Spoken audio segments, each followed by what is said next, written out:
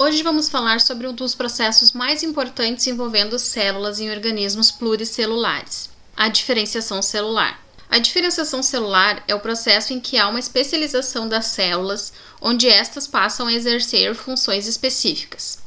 Esse processo está evidente na diversidade morfológica das células que constituem um organismo adulto e é consequência da expressão gênica seletiva, que é adquirida durante o processo de diferenciação.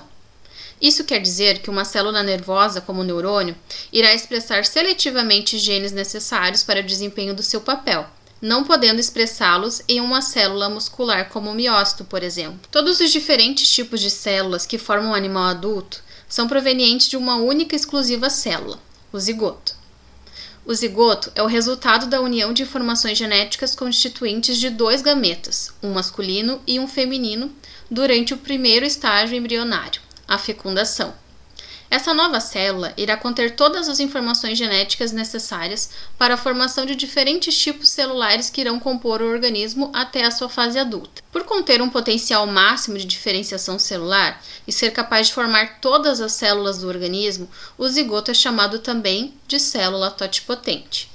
As células de um organismo podem ser classificadas quanto ao seu grau de diferenciação, podendo ser totipotentes, diferenciadas e desdiferenciadas.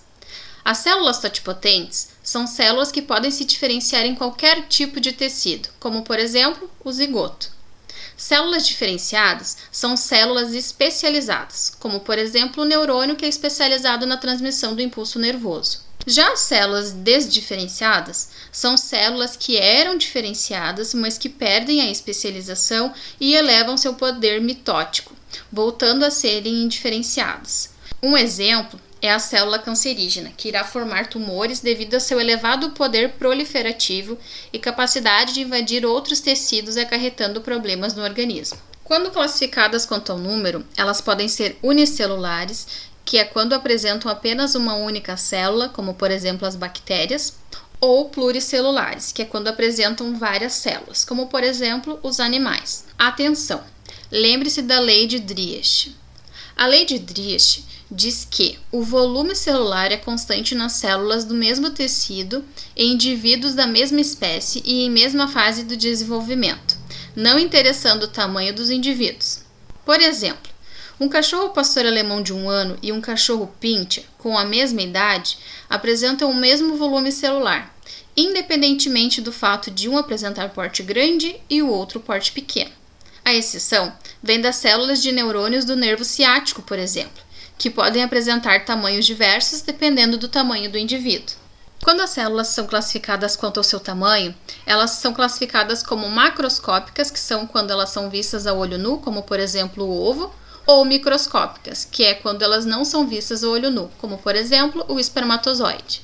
Quanto à sua forma, as células podem ser esféricas, como os glóbulos brancos, discoides, como os glóbulos vermelhos, poliédricas, como as células da nossa epiderme, ou alongadas, como o neurônio, que tem um axônio bem alongado.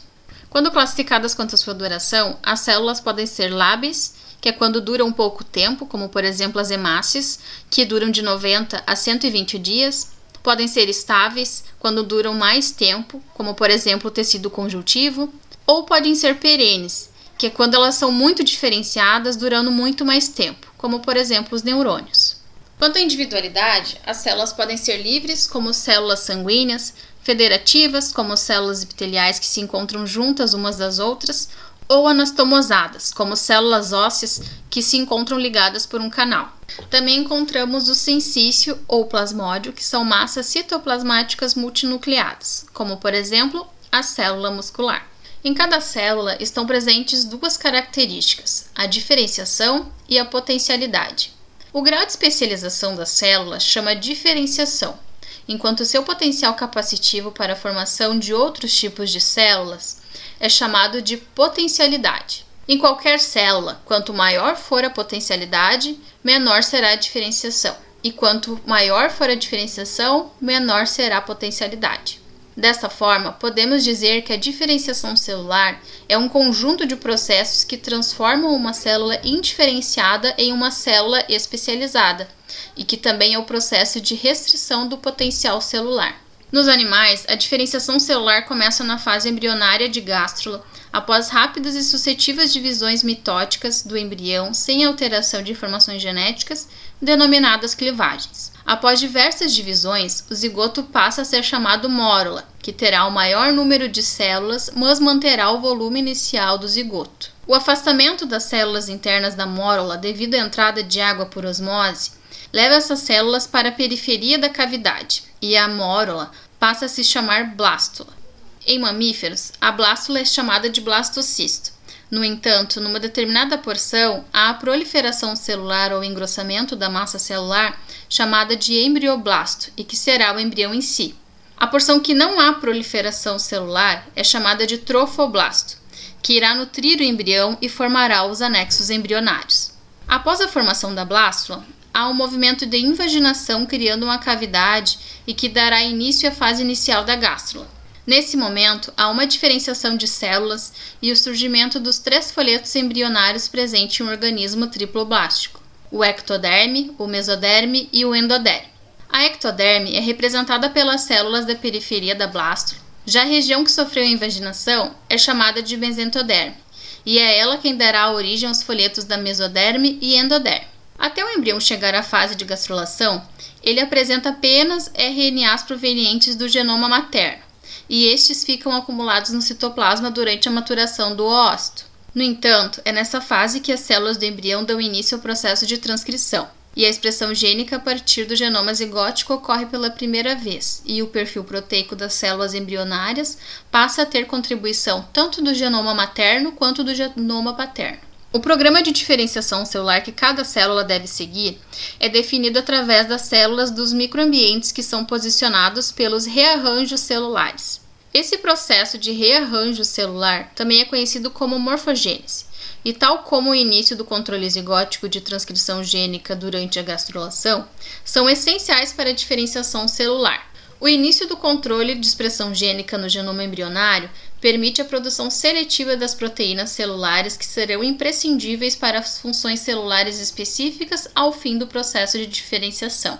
Cada célula de um organismo adulto apresenta codificada em seu DNA a informação necessária para sintetizar todas as proteínas para a formação de um organismo completo, mas apenas alguns genes são ativados, enquanto outros são inativados.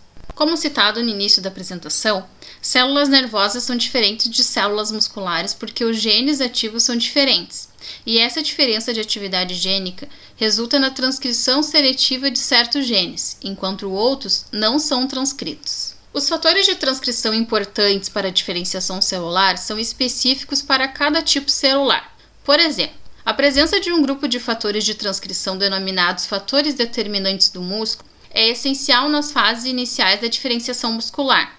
Essas proteínas são expressas apenas em precursores de miócitos e iniciam a cascata de expressão gênica que caracteriza a progressão da diferenciação muscular. A presença dos fatores determinantes do músculo é fundamental para iniciar a transcrição de genes específicos para o músculo. No entanto, como dito anteriormente, a inativação seletiva de genes é tão importante quanto a sua ativação durante a diferenciação, pois a potencialidade é perdida quando a célula se diferencia, e isso é resultante da inativação gênica.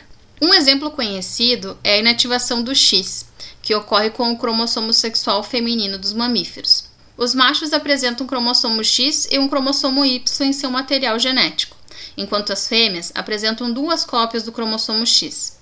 Para que não haja uma discrepância de genes, um dos cromossomos X acaba por ser inativado em cada célula durante a embriogênese, impedindo assim a transcrição de seus genes. Esse cromossomo inativo é identificado como corpúsculo de Barr. A diferenciação é controlada por 2 fatores: os fatores intracelulares, que derivam do DNA da célula e de material acumulado no citoplasma no caso de uma célula zigoto, e por fatores extracelulares, onde a célula deve ser capaz de responder a estímulos do meio externo ou iniciar modificações através de vias de sinalização celulares presentes no seu repertório. Os fatores extracelulares que podem afetar diretamente na diferenciação podem ser físicos, como a radioatividade e a temperatura, podem ser químicos, como drogas e medicamentos, ou até mesmo biológicos, como infecções virais. Os efeitos de fatores extracelulares como estes podem ser maléficos e causar deformações sobre a diferenciação nos embriões e fetos, acarretando várias malformações. Deste modo, a exposição de mulheres grávidas a radiações deve ser evitada.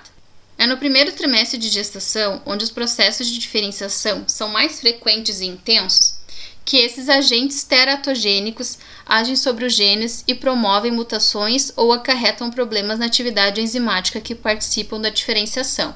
A diferenciação celular tem início na fase embrionária de um organismo, mas se estende por vários anos após o nascimento. Exemplo disso é o fato de o sistema nervoso não estar totalmente completo no recém-nascido e as conexões entre os neurônios serem incompletas de modo a continuar se desenvolvendo, gerando novos neurônios na fase adulta.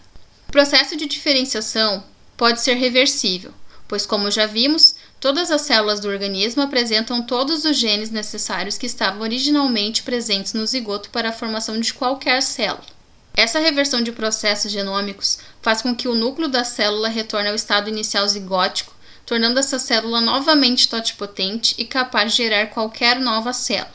A reversão da diferenciação é chamada de desprogramação nuclear e pode ser feita de forma natural ou artificial. A desprogramação nuclear de forma artificial está diretamente ligada às tecnologias de clonagem de organismos inteiros a partir de células somáticas. A evolução dessas técnicas fez com que fosse possível a clonagem de mamíferos a partir de células de animais já adultos. O caso mais famoso é o da ovelha Dolly, criada pelo pesquisador e professor Ian Wilmot, do Instituto Roslin, da Escócia. Após 276 tentativas realizadas para se obter sucesso no estudo, Dolly nasceu no dia 5 de julho de 1996 na Escócia, Reino Unido, mas só foi mostrada ao mundo 7 meses após o seu nascimento, no dia 22 de fevereiro de 1997. O núcleo utilizado no processo de clonagem foi oriundo de uma célula da glândula mamária de uma ovelha de 6 anos denominada Belinda, da raça Finn Dorset. Uma outra ovelha chamada Fluffy, da raça Scottish Blackface, foi a doadora do óvulo utilizado para receber este núcleo, e uma terceira ovelha, Lassie, da raça Scottish Blackface, foi quem gestou a ovelha Dolly. A ovelha clonada nasceu, se desenvolveu em um cruzamento habitual com o carneiro montês da raça Welk, chamado David. Ela teve seu primeiro filhote, a Bonnie, que nasceu no dia 13 de abril de 1998. No ano seguinte, Dolly ainda gerou mais 3 filhotes numa mesma gestação. Essa situação permitiu verificar que ela era fértil e capaz de se reproduzir. No entanto, às 15 horas do dia 14 de janeiro de 2003, a ovelha Dolly foi eutanasiada com o intuito de reduzir seu sofrimento devido ao surgimento de uma infecção pulmonar não controlável. Um outro exemplo de desprogramação celular ocorre na regeneração. Na regeneração do fígado, há um retorno parcial do tecido às condições embrionárias, fazendo com que haja uma enorme divisão celular em hepatócitos para a repopulação da porção removida ou danificada do fígado. No entanto, esses hepatócitos não são totipotentes e a desprogramação é parcial, o que permite apenas a aceleração da divisão celular e a formação de outras células hepáticas. As células-tronco são células pouco diferenciadas e que se dividem de forma contínua por toda a vida do organismo a fim de produzir células que podem se diferenciar conforme sua necessidade. Elas servem basicamente como uma reserva celular e são chamadas de multipotentes, pois derivam vários tipos de células, mas não todas como as totipotentes. Essas células contribuem para o processo de reposição e regeneração tecidual de um organismo adulto. Por fim, conclui-se que o processo de diferenciação celular é extremamente importante para o funcionamento de um organismo. Graças a ele, é que células diferenciadas são capazes de executar diversas funções funcionais para criaturas complexas como nós, por exemplo.